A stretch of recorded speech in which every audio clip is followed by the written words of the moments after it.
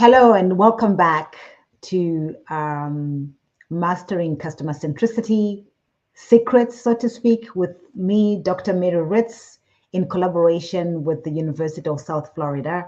So thank you very much for coming back.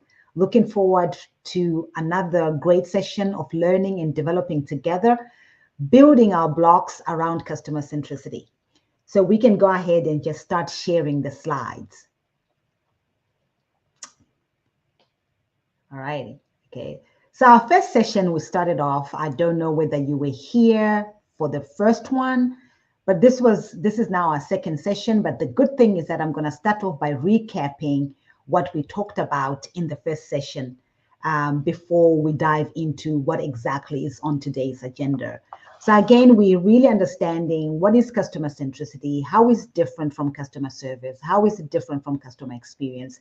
Why do I believe that organizations should jump into this particular way of doing business, so to speak, right? So just a quick recap on the first session. We talked about three main ideas. The first thing that we did was to define what exactly customer centricity is, and we compared it with a product-centric business model. So as I had said, there are many different models, business models out there. But from my lenses and from the work that I do, I look at two primarily that are customer-centric or product-centric business models. And I did a comparison for that. And we had an understanding, or we discussed, that customer centricity is really a business that works in collaboration across the business departments to serve this customer, and they put the customer at the center of their organization. It's end to end, it's very systematic, it's holistic in approach, but that customer at the center, they also understand that not all customers are of equal value. The product-centric, on the other hand, we defined it as an organization that differentiates itself around its products and its innovations. And it will really develop and innovate a product even without the demand from the customers, or without the understanding of what the customers really need. Then we went deeper in understanding the challenges of each one. We said that customer centricity, as much as it is a great business model, but it has its own challenges. The fact that you've got this ecosystem of customer management in terms of customer service, customer experience, customer success, customer focus. I mean, how do you even make the difference between those things and customer centricity? So there's likely to be confusion around that. Then we also talked about how it can be a challenge to build a customer-centric business model that is really end-to-end. Every department, every person from top to bottom and across are really focused on this right customer. It's also quite difficult to think that, like other customers have got a more equal value than the other, have got more value than the other customers. That's a framework that is quite different from our way of thinking. Then we looked at product centricity, and we said product centricity, as much as it is profitable, but it's not sustainable.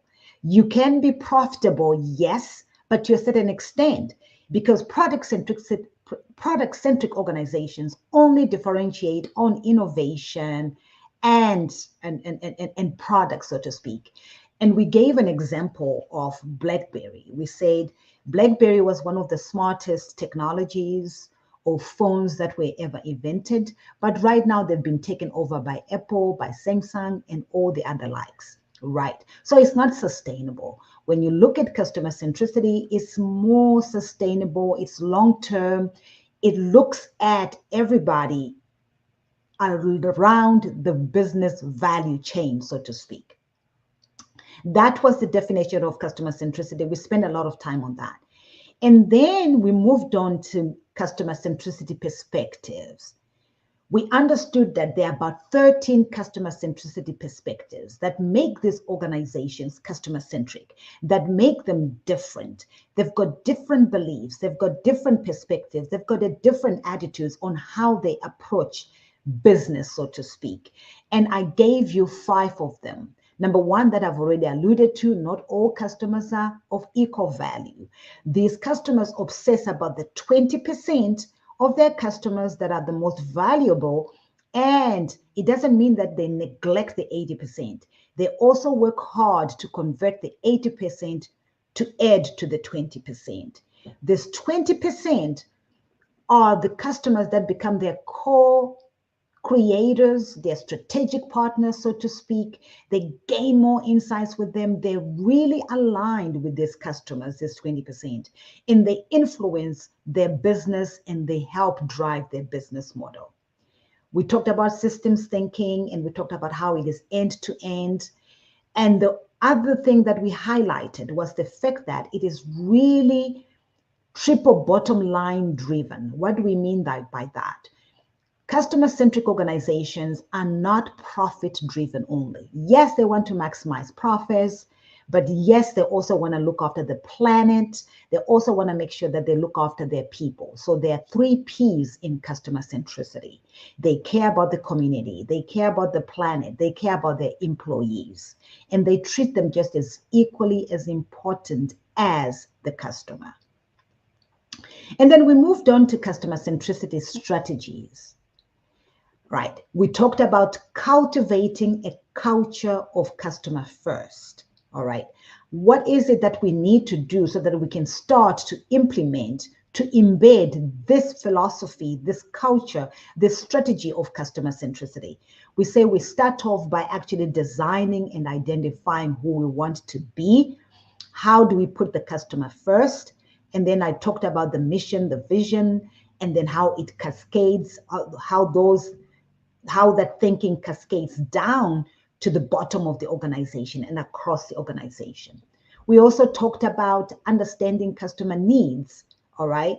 What is it that we need to do to make sure that we are understanding what our customers actually like, what they prefer? We talked about uncovering their expectations. We talked about personas, really using surveys, focus groups to understand the needs of the customer.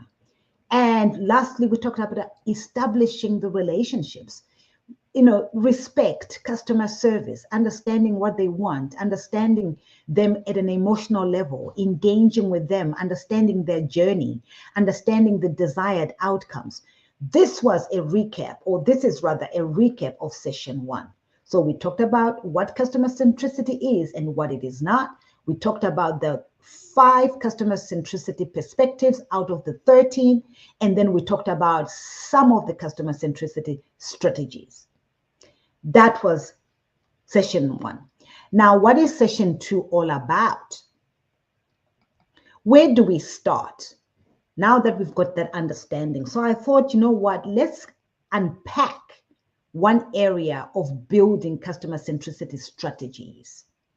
Let's really unpack the cultivating a customer first culture. And from a strategic perspective, we are now talking about an organizational strategic intent. So an organization, therefore, decides strategically, what is it that I need to do to start to create and to start to cultivate a customer first culture? So this is one of our areas, one of our strategic objectives for building a customer-centric culture. If you have any questions, put them in the chat. I'll be happy to engage with you as we go forward. And even if you have any comments, especially if you attended the first one, if you did any homework around customer centricity, I'd love to understand how you are taking the journey, what you're learning around the area of customer centricity. So please feel free to engage with us in the chat.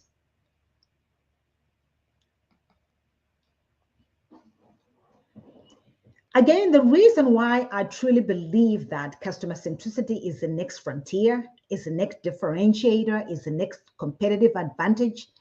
It is current and it will be for the years to come, Is because of what Peter Feder says here too. Technology barriers have broken down. So you can't differentiate on products and innovations only. You cannot, because anybody can copy that and beat you at your own game. Geographical barriers are all non-existent. We are all competing in our areas of differentiation, yes, but we are now competing at a global level, so to speak. So what remains is how you build the customer relationships, how you understand your customers so that they become your loyal fans, they become your advocates, so that you can start to build with them. They become your strategic partners. Thank you so much for that feedback. And here, Gartner also say 80% of organizations expect to compete with each other based on customer experience. You can see that that's a profound statistic. 80% of organizations are now taking customer experience very, very seriously. And you remember what I had said, if you are customer centric, you tend to deliver a better, consistent, seamless, distinctive customer experience. You're better equipped because your capabilities are geared towards that versus a product-centric organization that is more inward focused. A customer-centric is more outward focused. So these organizations now have realized that, and they're now competing on that stage of customer experience. So my question to you is, where is your organization in that journey? So where do we start with the customer centricity journey? Where does it start from? The first place that it starts off is by asking what I call transformational questions or transformation questions. You as an organization need to be strategic, you need to be intentional, and you need to really ask yourself some very profound questions. And I gave you here about 5 questions to speak, but there's so many questions that you can ask. For example, why do we want to drive customer centricity transformation in our business? Why is it? Is it because you're losing market share? Is it because you're trying to compete quite aggressively? Is it because, yes, you've actually realized, yes, there is competition across the globe. You need to be sustainable. Why is it that you need to be customer centric? Your why will drive all the other strategies that come to support that reason. Then number 2, if you have if you have board membership, does your board understand what customer centricity actually means and what it involves? So as I said before, customer centricity is mistaken for customer service, for customer experience. But do people actually understand what it entails to be customer centric across the organization, so that you take it on in its fullness and you embrace it in its fullness? And then number 3, what is required to keep the principles of customer centricity at the top of the executive agenda? So if the board members understand the importance of customer centricity, surely our executives also need to ensure that the principles of customer centricity are being lived in our organization every single day. It now means that we act. If we are going into a market, we ask, does that add to our customer base? If we are adding a product, is that adding to our customer base? If we are getting involved in the community, how does that help our community? Then the 4th question that you can ask in terms of transformation questions is, does your customer have a seat at the boardroom table? So yes, it's one thing to have these grand ideas around customer centricity, but it's another thing to actually make sure that you have a representative. What do I mean by that? It's somebody in the boardroom or at the executive table who is asking, if we make such a decision, how is it affecting our customer? Is it improving our customer?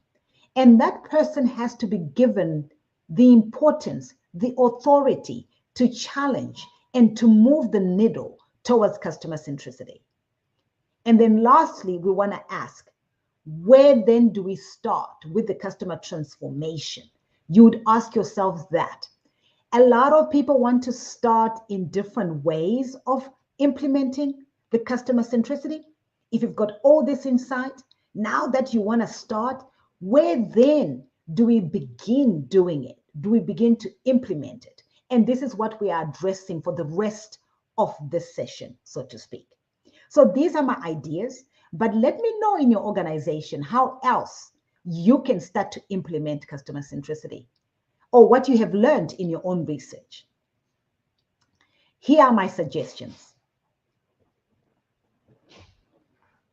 Here is a view of a customer-centric end-to-end customer strategy. All right, it starts off with the organizational strategic intent, which is where we're going to start today. All right, and it builds around that till we get to number 9. All right, and number 9 is very, very important because after we've done all that, we want to make sure that we are measuring success. We actually understand. So all these pillars in my mind are what you need in your organization to have a fully fledged customer-centric strategy. And today we're going to start at phase number 1, organizational strategic intent. What does that entail? What does that consist of? It starts off with a vision, mission, values, and vivid description. All right.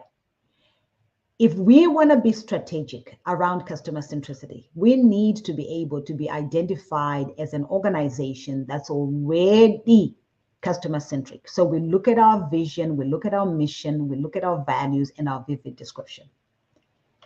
These 4 areas really start to guide our behavior. So in terms of values, these elements really drive our behavior. They ensure that we are focused on the customer, and they direct our actions in the entire organization. The culture that it fosters, it shapes the culture. It means that we are aligning everybody to customer-centric values. And now we're looking at the behaviors and the beliefs and the attitudes that they portray in the organization. It provides direction. We know if you don't know the mission, if you don't know the vision, if you don't have a customer-centric vision, it doesn't provide direction. When we say direction, as it had alluded earlier on, I had said, we need to understand why we are making decisions. We need to understand why we're chasing certain strategic goals and objectives. Are they supporting our customer-centric vision, so to speak? So they provide direction, they help us prioritize, they help us manage our projects so that everything that we do feeds into the customer-centric vision and mission and values. It also creates alignment. If I know the vision, if you know the vision, if your leadership know the vision, that's great. Now we are creating alignment. If I understand the vision and the mission as somebody who is in the customer service department, then I know exactly what I do in the customer service department and how it feeds into the mission. And then if you're in finance, you understand exactly what you're doing and how it aligns. So there is true alignment. So again, this is where we start off with the mission, vision, values, and vivid description. Now I'm going to go into each one and give you more information.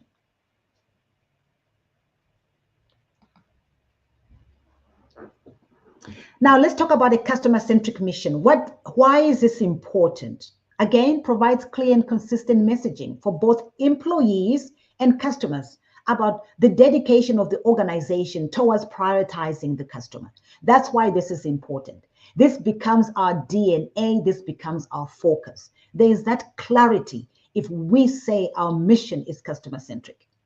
What does it mean? It emphasizes that we're going to deliver exceptional value.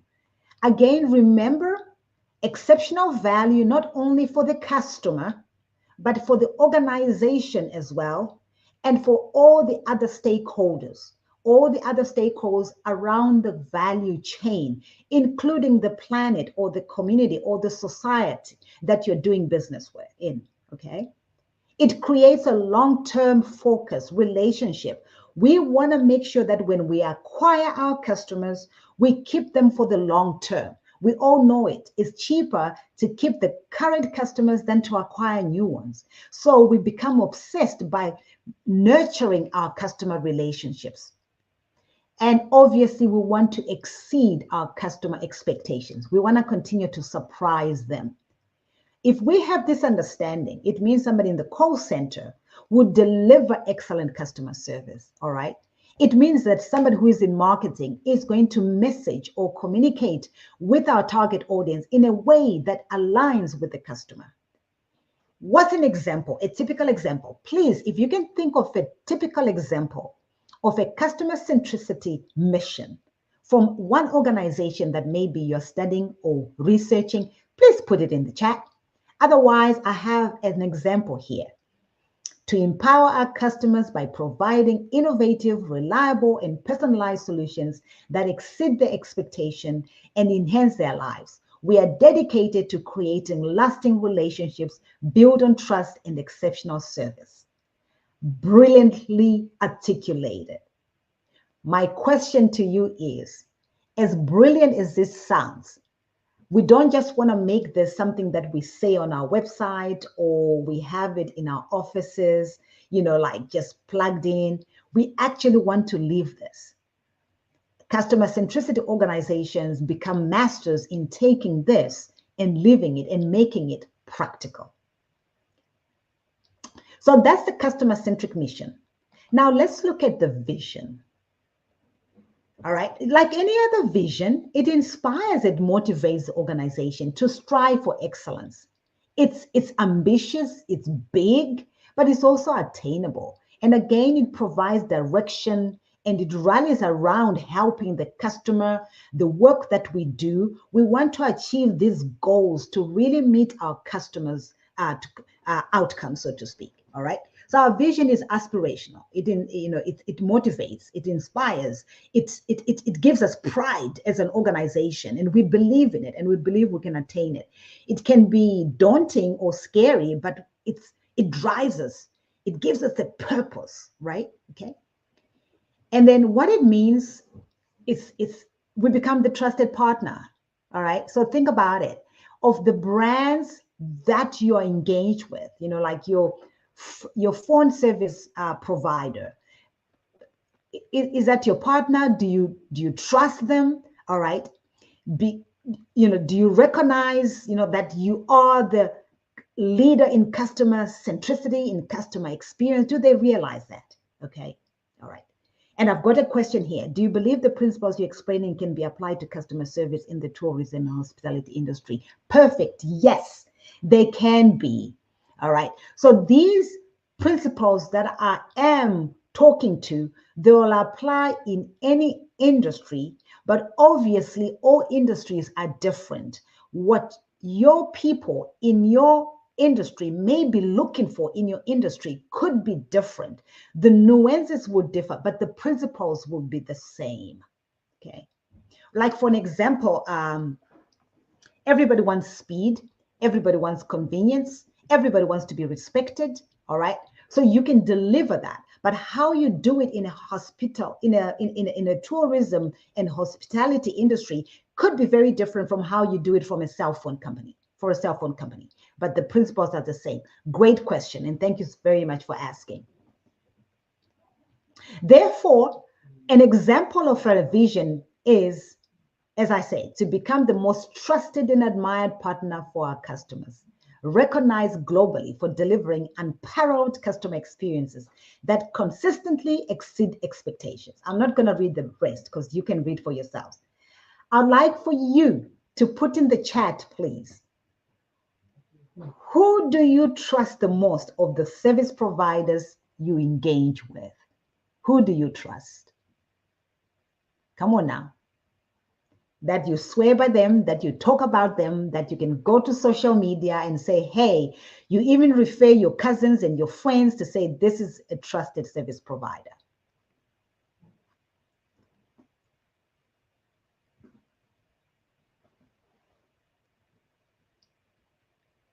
As I wait, I'm going to move on. All right. Then the values.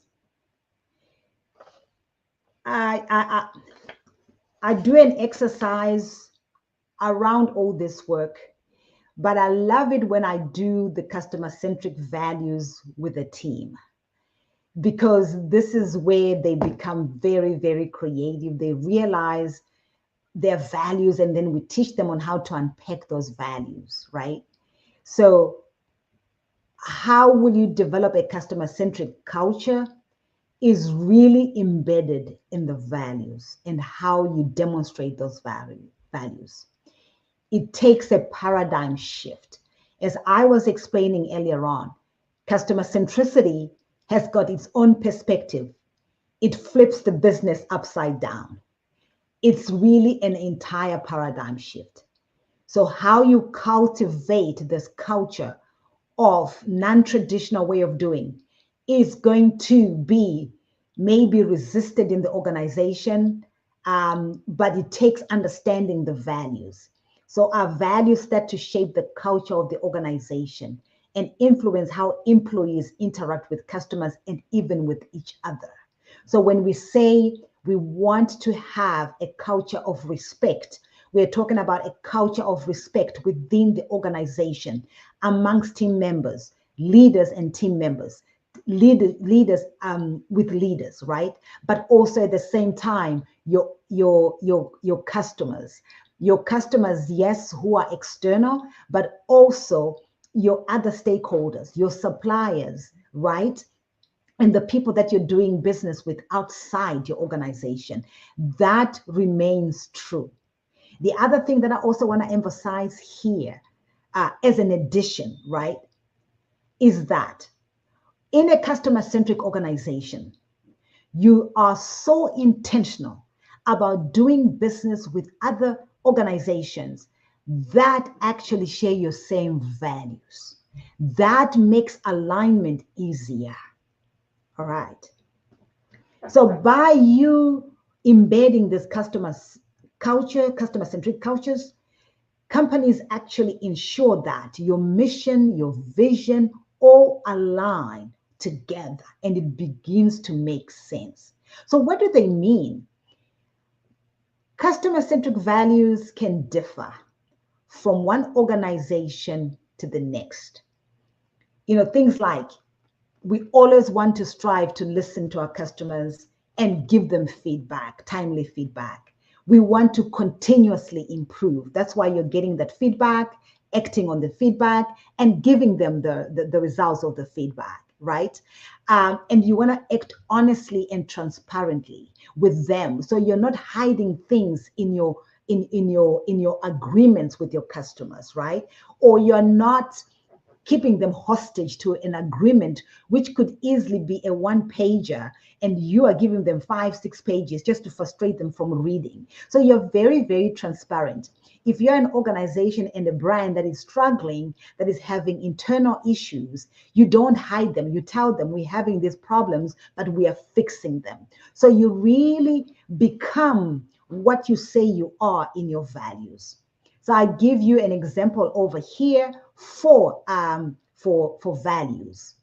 And I have a question. Okay. Regarding that point of potential resistance, apart from explaining the values to the associates, how else can business garner the support of the team?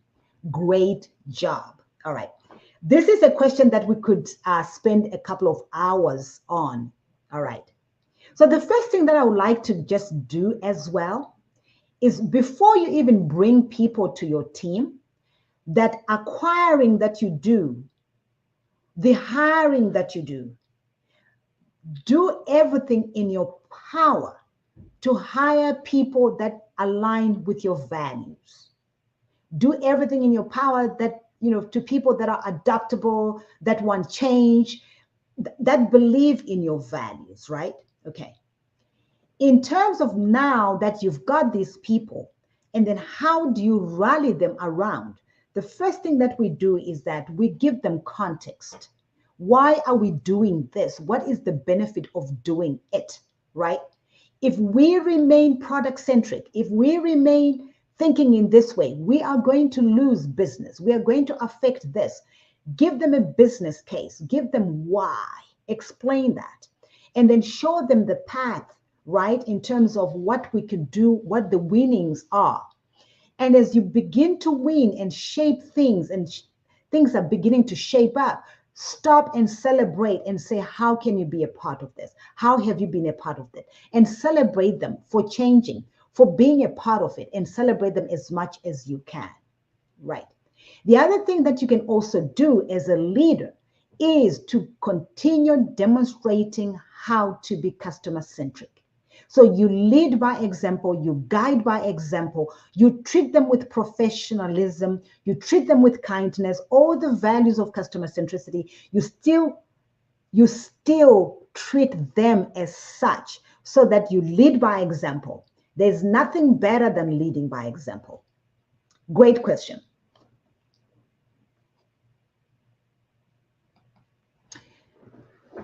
How many of you have ever heard of a vivid description? If yes, I would love to hear what you think it is and what you believe it is. All right. And I can wait.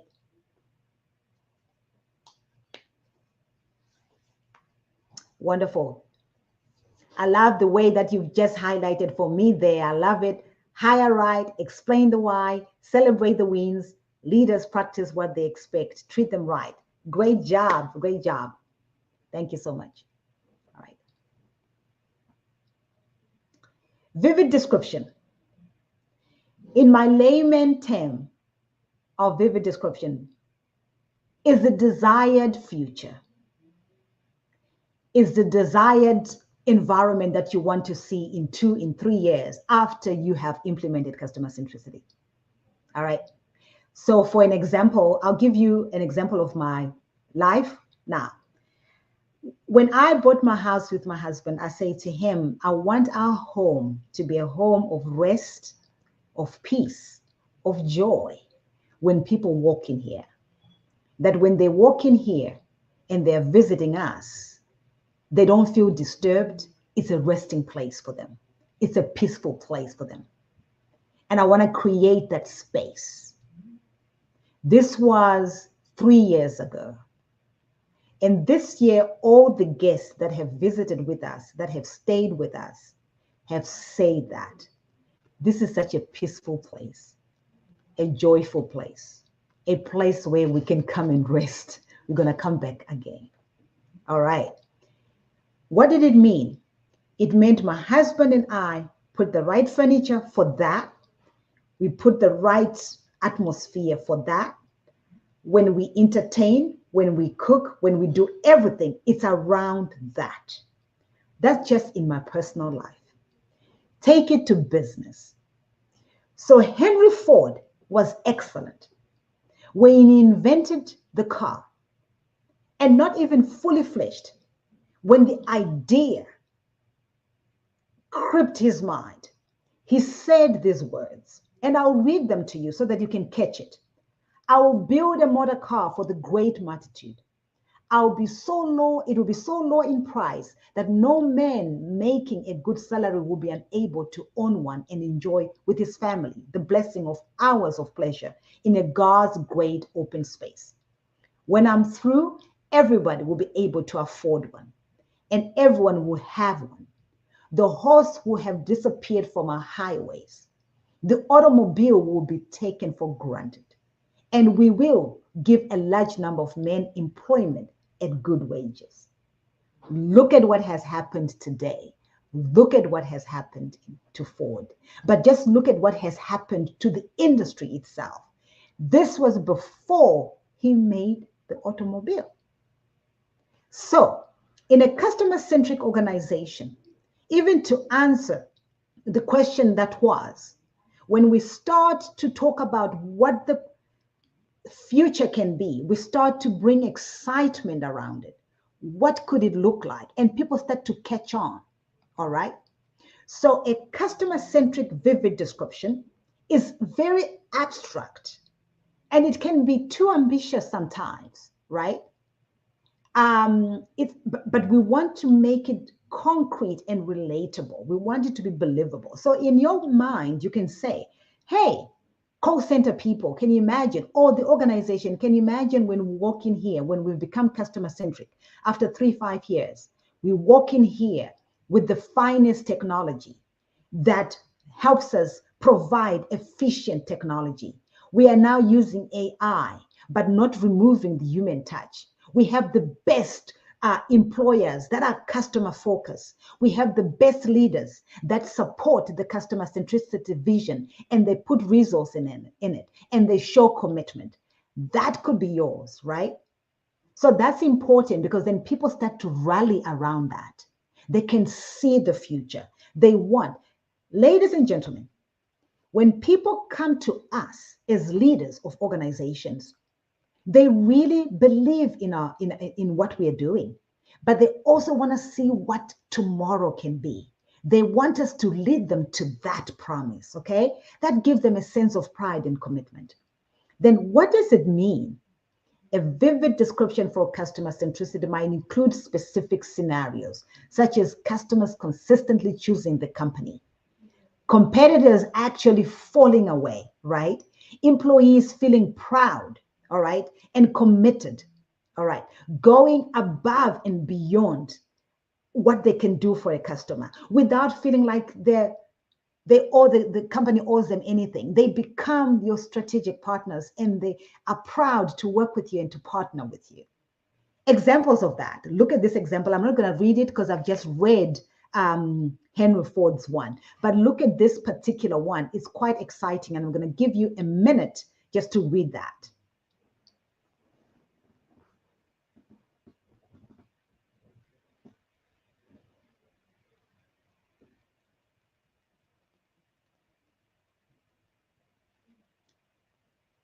Okay, so my question to you, ladies and gentlemen, and thank you so much for engaging with me. How do you like this vivid description? Can you see how you can incorporate it into your strategic development work?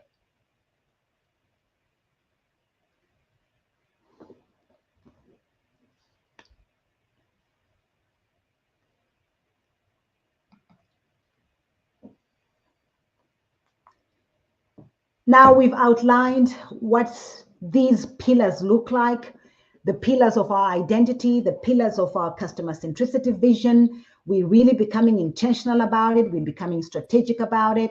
We are choosing or refreshing our mission and vision to suit the customer-centric business model, so to speak. Then how do we implement? How do we implement the mission, the vision, the values, and the vivid description? All right. Quickly, this is also another strategy on its own about just implementation. But the first thing that I'm going to highlight is communication. Ask yourself this question. Are you using every opportunity, town halls, newsletters, team meetings, Zoom, to reinforce the customer-centric vision and mission? Yes, it's on your website. Yes. All right. Yes, it's in your quarterly report. Yes. But is it something that you're talking to people about? Does somebody at the bottom of your organization, in terms of rank, do they actually understand why they're doing what they're doing that feeds into the mission? When you achieve successes, like I alluded earlier, towards meeting your vision and your values, do you celebrate those?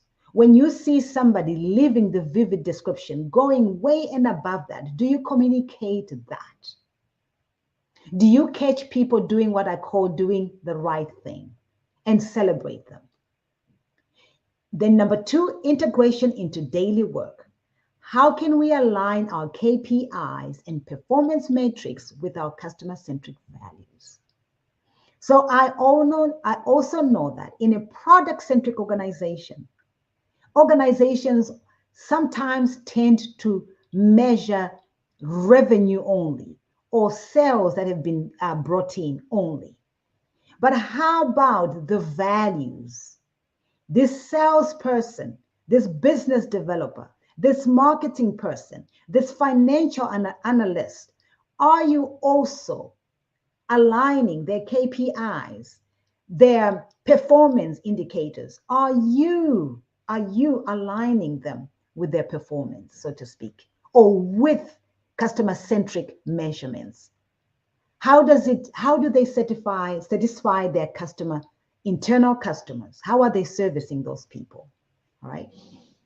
Role modeling by leadership. Number 2, how can I, as a leader, be more visibly demonstrating our commitment to customer centricity? So again, here we're talking about putting your money where your mouth is.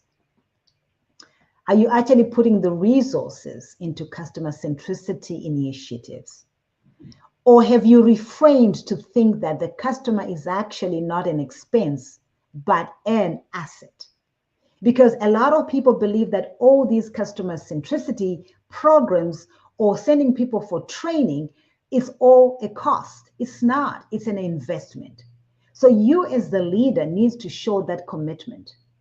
And you as the leader need to show commitment not only to the customers, but to your staff members as well. Because remember, how you treat your customers should be exactly how you treat your employees. That's customer centricity. Those things are aligned.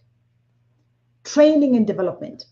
What training do our teams need to fully embrace the act of customer centricity?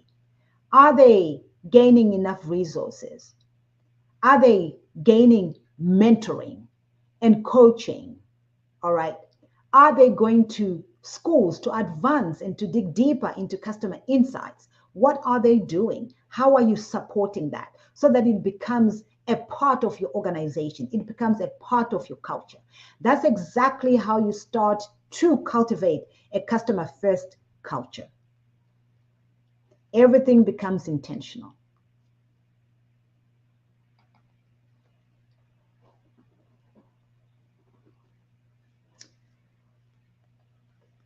80% of companies plan to increase their level of investment in customer experience. In other words, this is here to stay. It's not going anywhere. It's how you want to play, where you choose to start. I've just shared with you where I think you could start. It's not a one size fits all. This is just a recommendation. You could start somewhere else, but the fact is starting. Where will you start tomorrow? I'll take any questions in the chat or any comments. But while I'm waiting for somebody to say something, I can say a lot of people ask me this question. Mary, when you talk about a customer-centric strategy, vision, mission, and vivid description, are you talking around at an organizational level, or are you talking about at a departmental level? So in other words, the question is, can we come up with some other strategy for our organization?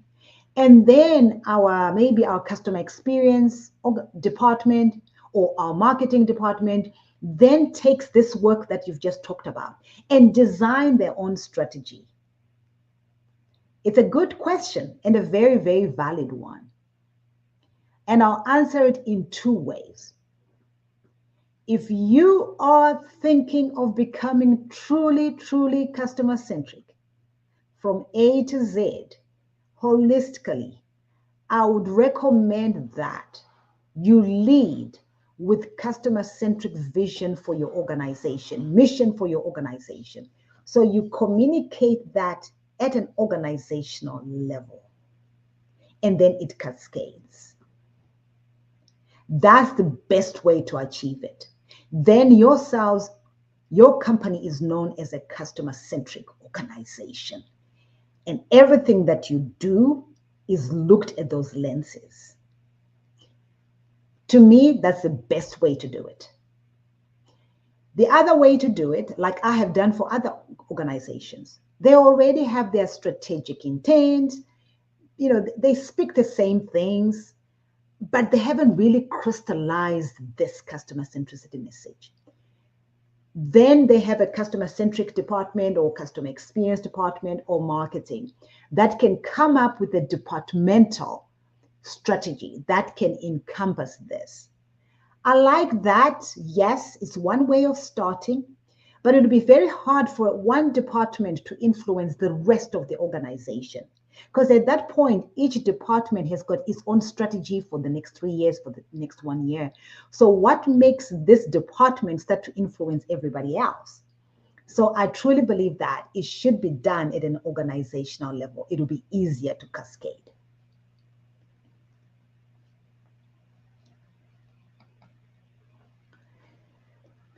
As we come to conclusion, I'm going to ask you next steps.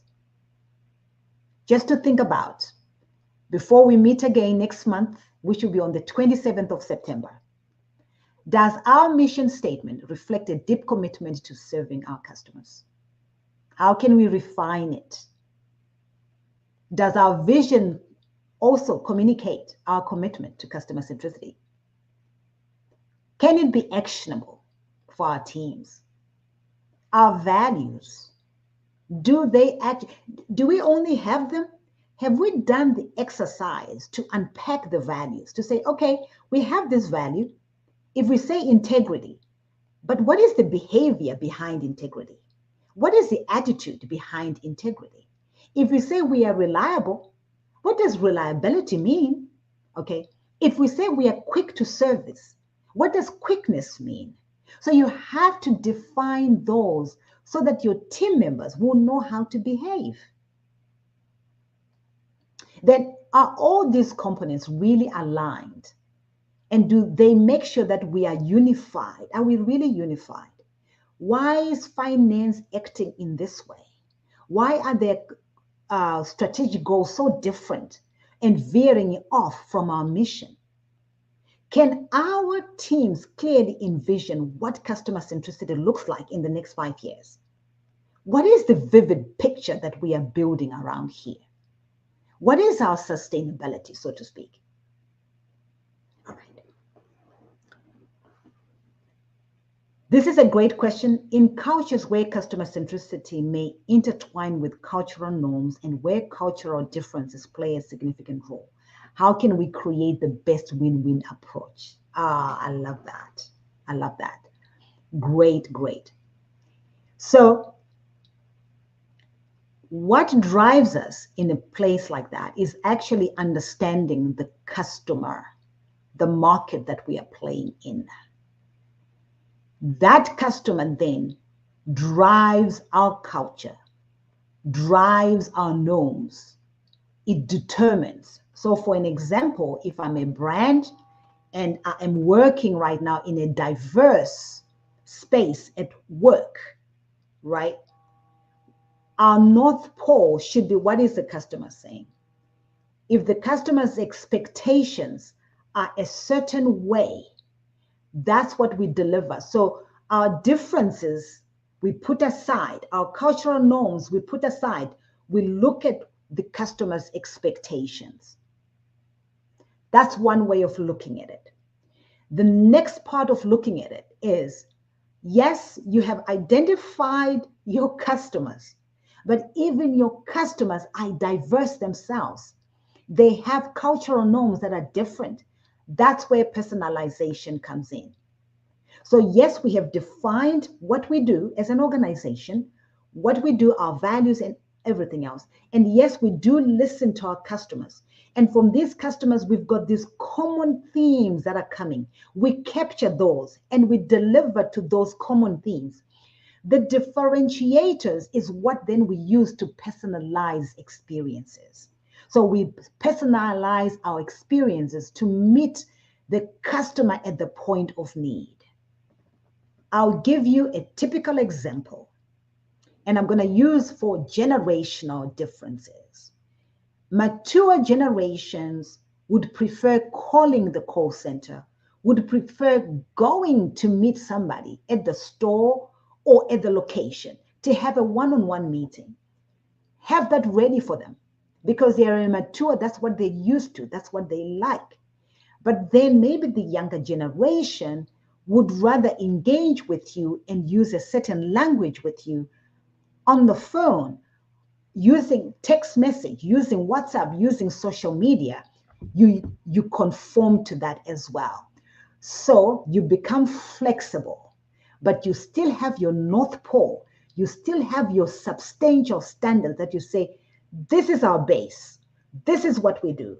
This is our typical. These are the 5 things that are our bread and butter. We do not compromise on them. But then we can start to diversify depending on what the market is saying. Us as an organization, we unify ourselves to meet our customer needs. I hope that helps answer the question. Thank you so much for asking.